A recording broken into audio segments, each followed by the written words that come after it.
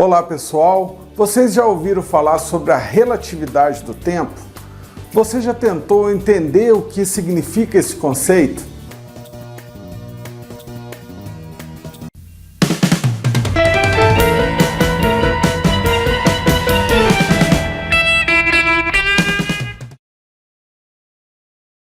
Vamos usar um exemplo clássico. Dois irmãos gêmeos, onde um deles é astronauta, faz uma viagem espacial.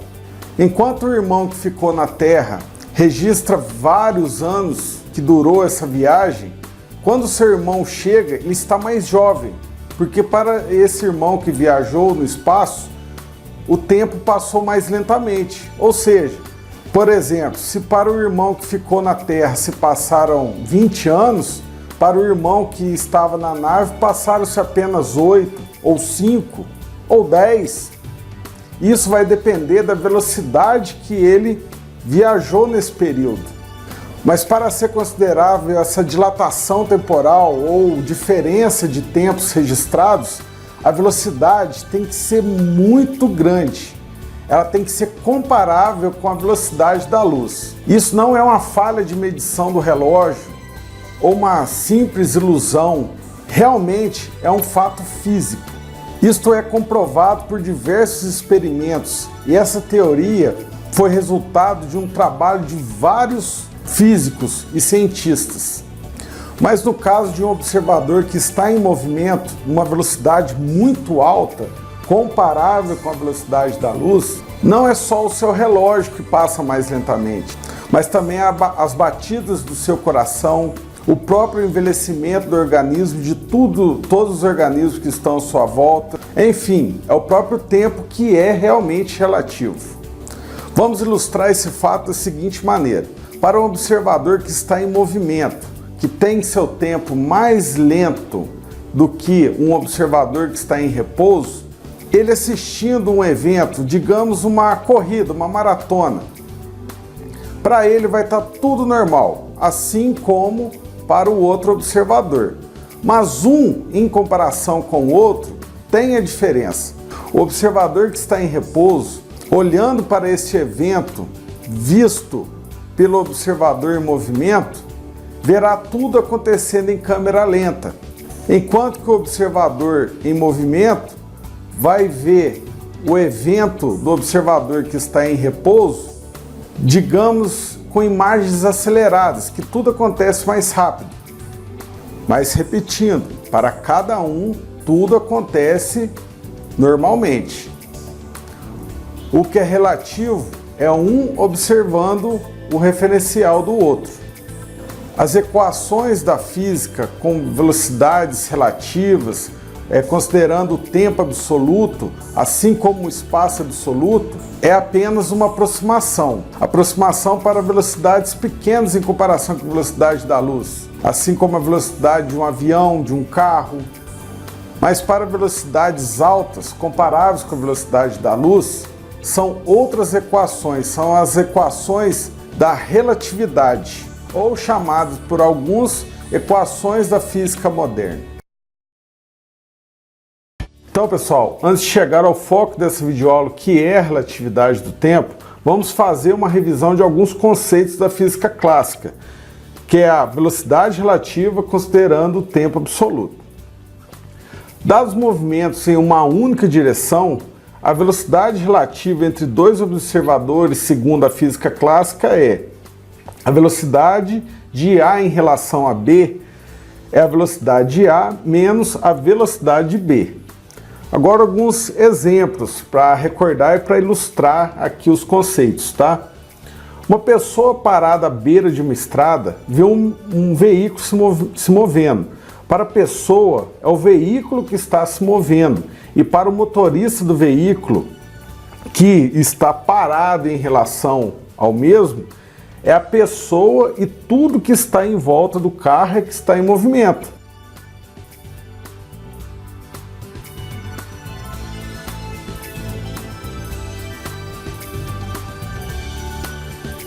Duas velocidades no mesmo sentido, ou da esquerda para a direita ou da direita para a esquerda, tem o mesmo sinal.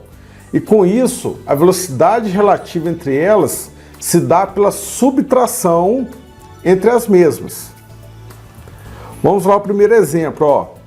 Um veículo com velocidade VA igual a 80 km por hora em relação à margem da estrada da esquerda para a direita e o outro veículo com velocidade B igual a também 80 km por hora, também da esquerda para a direita, em relação ao outro, vai ser o que? A velocidade A em relação a B, né, dado pela fórmula velocidade A menos a velocidade B. Como eles têm, né, o mesmo sentido da velocidade, tem o mesmo sinal.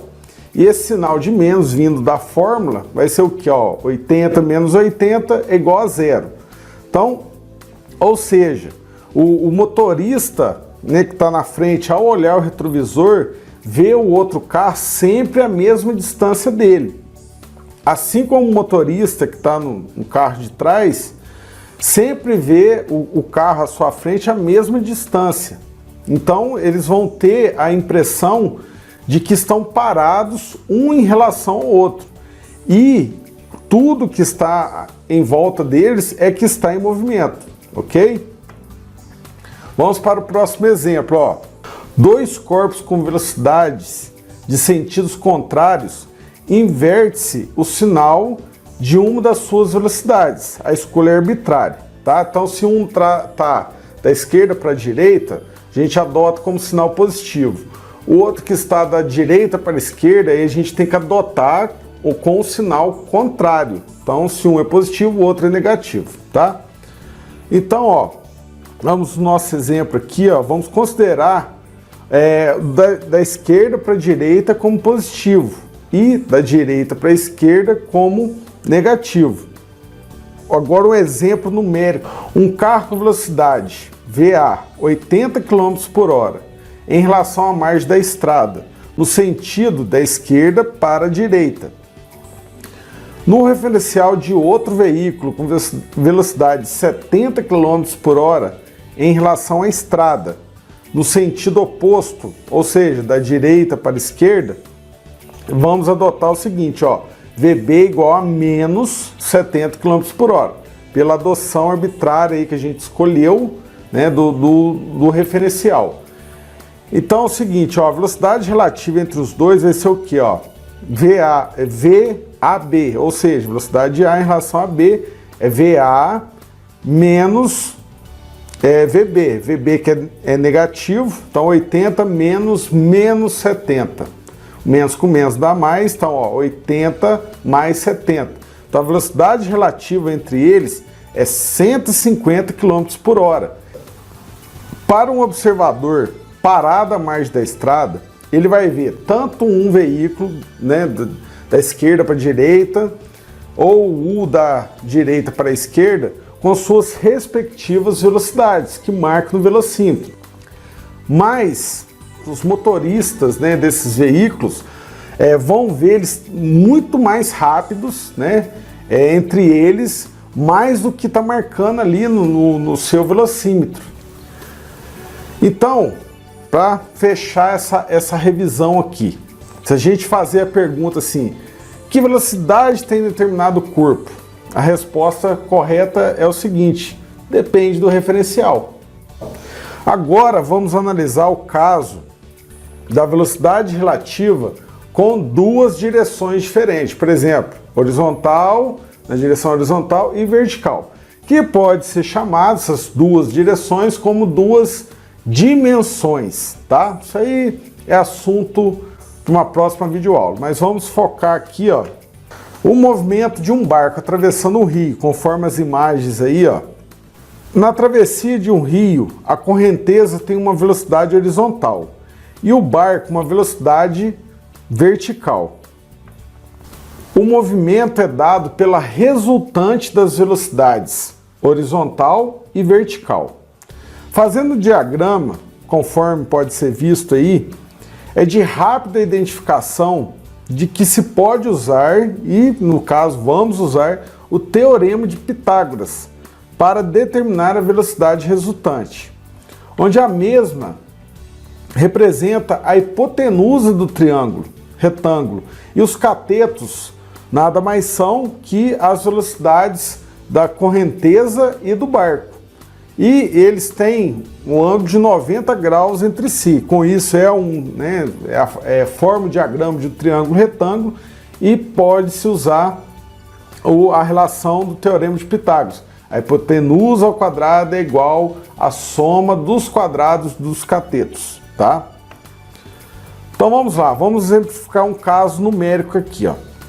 Se a velocidade da correnteza é de 6 metros por segundo, na direção horizontal, considerando aí da esquerda para a direita, e a do barco é de 8 metros por segundo na vertical, considerando de baixo para cima, conforme pode ser visto aí no diagrama, a velocidade resultante, que é a velocidade do barco em relação ao observador em repouso na margem do rio, vai ser o que?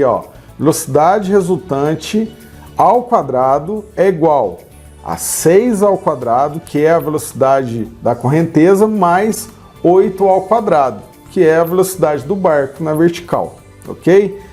Como estão, as velocidades estão já no mesma unidade de medida, metros por segundo, não precisa converter nada. Então vamos lá, a velocidade resultante ao quadrado é igual a 36 mais 64, que é igual a 100. Então essa velocidade ao quadrado, esse expoente vai passar, entre aspas, vai passar para o outro lado como raiz quadrada, que é a função inversa aí no caso. Então, raiz quadrada de 100 é 10. Então, a velocidade resultante, ou seja, a velocidade do barco em relação a alguém que está parado na margem do rio, é de 10 metros por segundo, tá? Essa velocidade resultante tem um módulo, o seu módulo é maior, tanto da velocidade da correnteza quanto do barco, É o esperado, já que é a soma entre duas velocidades, Não uma soma direta, como a gente viu no primeiro caso, em uma direção, mas não deixa de ser uma soma, tá? Agora, vamos para o foco desta aula, gente. Muita atenção agora.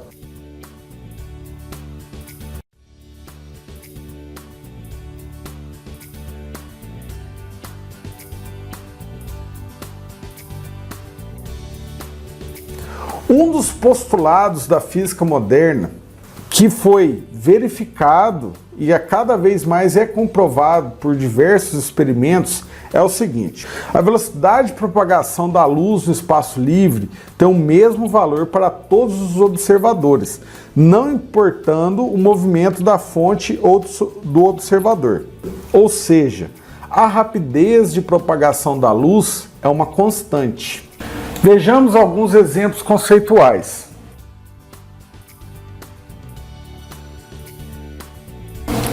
Considerando o míssil, que tem velocidade de propagação U, não importando de onde ele seja emitido, sempre vai ter essa velocidade de propagação. Se ele for lançado de um avião em movimento, que tem velocidade V, a sua velocidade resultante vai ser a soma da velocidade do avião mais da sua própria velocidade, ou seja, velocidade resultante é igual a V mais U.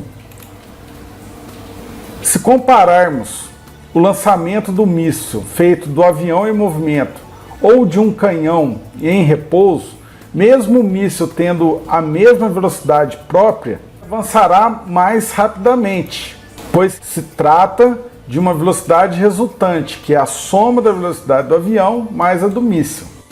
Já com a luz não é assim. A velocidade da luz é sempre a mesma. Vamos fazer uma comparação aqui da luz sendo emitida de um ponto em repouso e sendo emitida de um avião em movimento. Podemos notar que a luz vai chegar ao mesmo instante no seu alvo, mesmo sendo emitida de um ponto em repouso e de um referencial em movimento.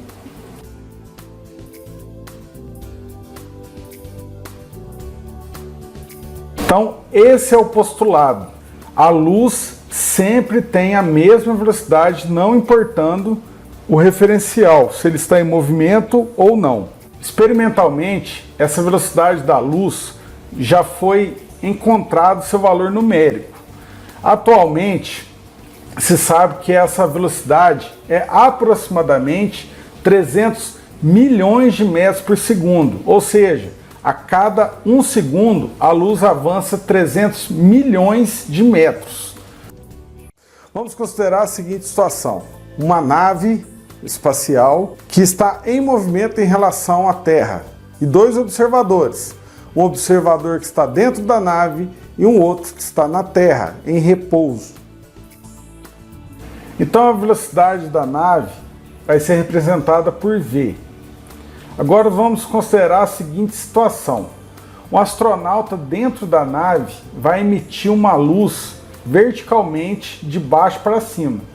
E assim que essa luz chega no teto, ela vai ter um reflexo pelo espelho e vai retornar ao ponto de origem. Na nossa ilustração, a trajetória da luz de baixo para cima vai ficar amarela. E assim que ela reflete e retorna, vai ser da cor vermelha.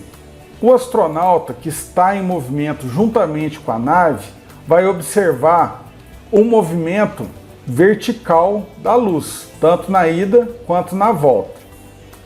Agora, já o observador que está em repouso juntamente com a Terra vai ver um movimento diferente da luz, semelhante a um triângulo, tanto de ida quanto de volta, quando essa luz se reflete.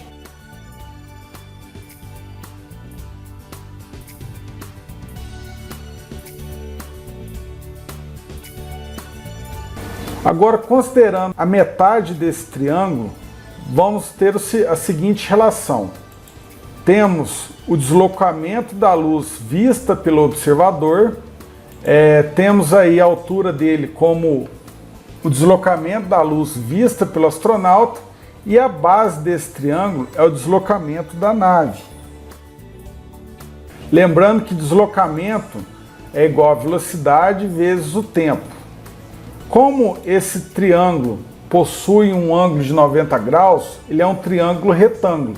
E com isso podemos usar a relação do Teorema de Pitágoras. Hipotenusa ao quadrado é igual à soma dos quadrados dos catetos. Onde temos a hipotenusa é igual à velocidade da luz vezes o tempo medido pelo observador em repouso, que está na Terra. O cateto da base temos como a velocidade da nave vezes o tempo medido pelo observador que está em repouso na Terra. Já o cateto vertical, que é a altura do triângulo, é a velocidade da luz vezes o tempo medido pelo astronauta dentro da nave. E esse tempo medido pelo astronauta, vamos chamar ele de T0, é um índice para diferenciar do outro tempo do outro observador. Então agora vamos ver qual a relação que, através do Teorema de Pitágoras e dessa situação aí descrita, conseguimos chegar, que demonstra as diferenças desses tempos, o T e o T0. Então vamos lá. Pois bem, pessoal, agora é resolver essa equação aqui. E agora é matemática simples.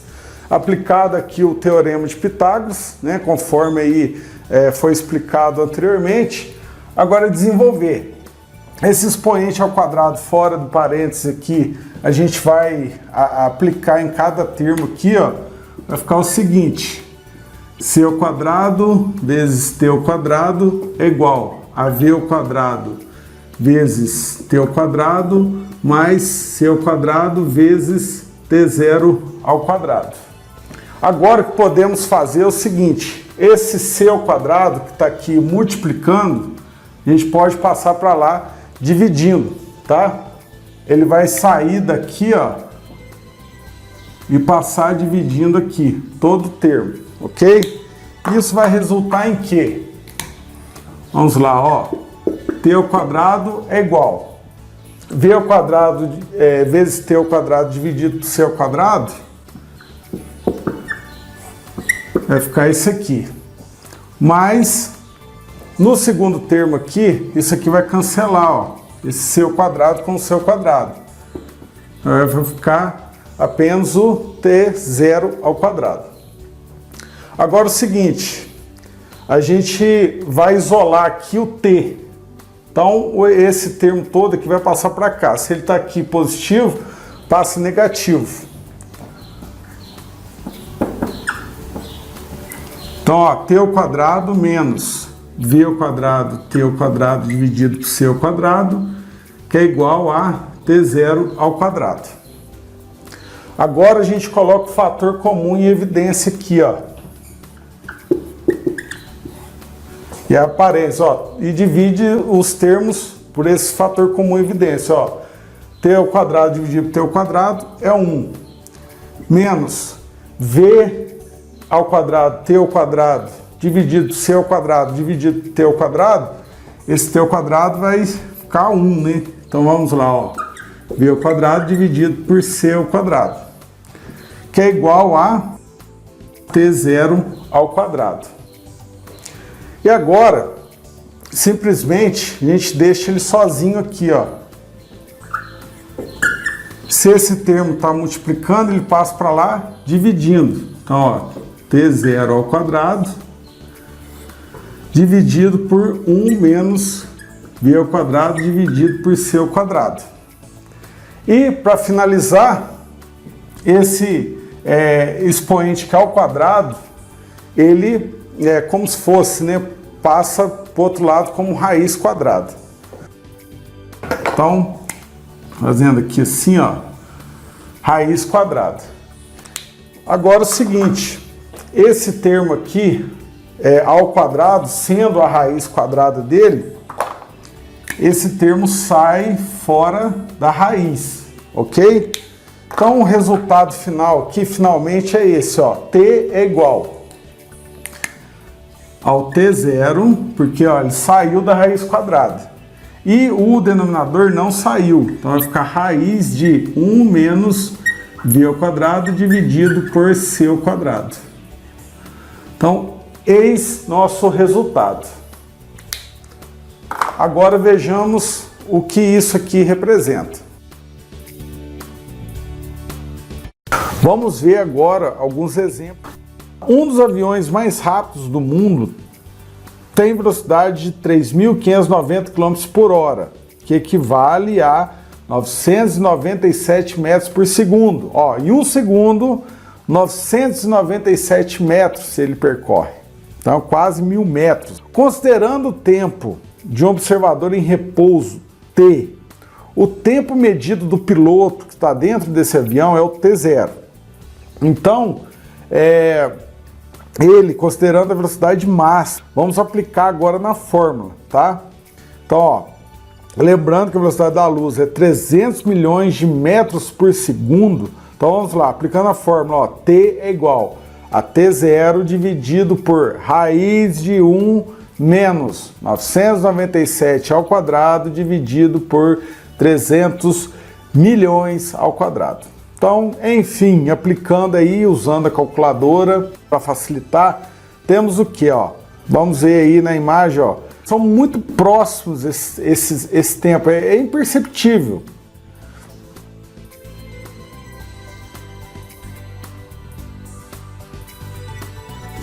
Então, resumindo, para ser considerável dilatação temporal, a velocidade tem que ser próxima ou equiparável com a velocidade da luz. Considerando agora uma nave espacial que se move a velocidades próximas da velocidade da luz, nunca acima da velocidade da luz. Considerando o observador da Terra, que é um referencial em repouso, tá? E o da nave, que é uma velocidade bem próxima da luz. Vamos lá ao nosso primeiro exemplo, ó. A velocidade da nave em relação à Terra é de 87% da velocidade da luz, ou seja, 0,87 c, tá? Que equivale a 260.819.438 metros por segundo. É aproximadamente esse valor aí. Aplicando na fórmula, ó, T é igual a T0 dividido por raiz de 1 menos. Aí, ao invés de a gente colocar o número, o valor mesmo da velocidade, a gente pode colocar assim, ó, 0,87c ao quadrado dividido por c ao quadrado. Né? Os termos em comum vai cancelar, que é o c ao quadrado. Vamos chegar no resultado que t é igual a 2t0. O que quer dizer isso? A cada 1 segundo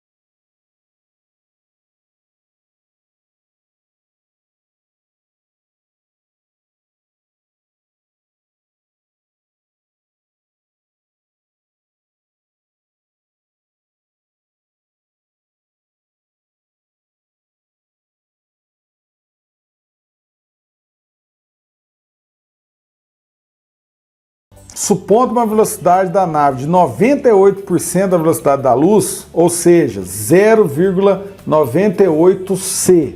T é igual a T0 dividido por 1 menos 0,98c ao quadrado dividido por c ao quadrado. Então, aplicando aí, ou seja, vamos chegar em T é igual a 5T0. Ou seja, a cada 1 segundo que passa dentro da nave, que é o T0, ó, se a gente substituir T0 por 1, é 1 segundo, vamos dizer.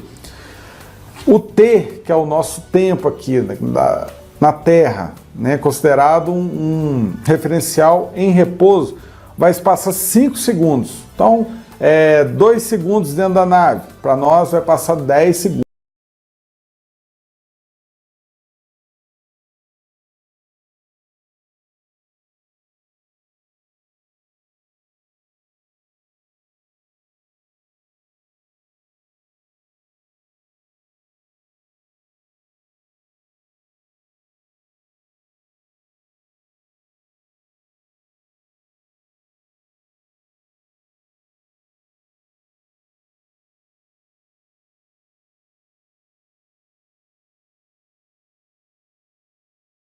Da velocidade da luz, ó, a velocidade da nave vai ser 99,653% de c.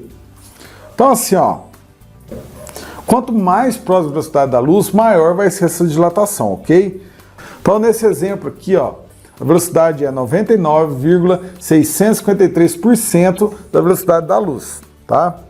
Então, ó, aplicando na fórmula, ó, conforme pode ser visto aí, ó, vamos chegar ao resultado de T é igual a 12T0. Ou seja, a cada 1 segundo dentro da nave, que é o T0, é o tempo próprio da nave, para quem está fora da nave vai observar o que? 12 segundos. Então, ó, 2 segundos dentro da nave, 2 vezes